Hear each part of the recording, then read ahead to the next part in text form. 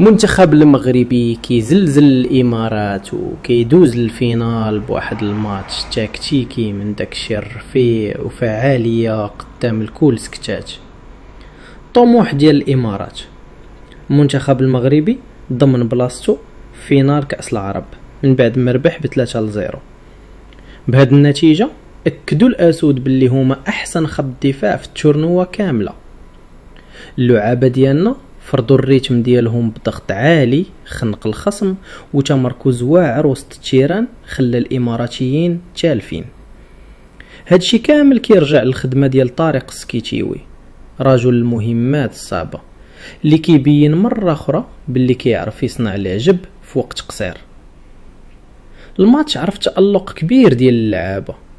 كريم البركاوي هو اللي حل الحصه بالراسيه عالميه، وفي الشوط الثاني تغييرات ديال المدرب عطات اكلها. عبد الرزاق حمد الله غير دخل قلب الماتش، عطى اسيست خيالي سجل منه اشرف المهداوي البيت الثاني، وقبل ما يسالي الماتش حمد الله براسو ختم المهرجان بالبيت الثالث في الدقائق الاخيره.